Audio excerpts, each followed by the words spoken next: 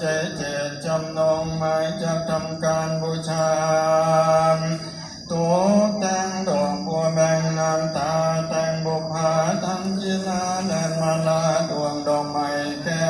ก้มไว้ยังทุกเทียนเรียนเป็นทันสารพันมีมากหลายลาพร้อมใบสีตกแต่งดีดานอวนนั่งทรงควรงามตาสุคนลานำเต่าแก้วเลื่อนแล้วแวววิไลวิลานสมาธิพร้อมกันมาเพ่งเปลี่ยนมาต่างสังหาร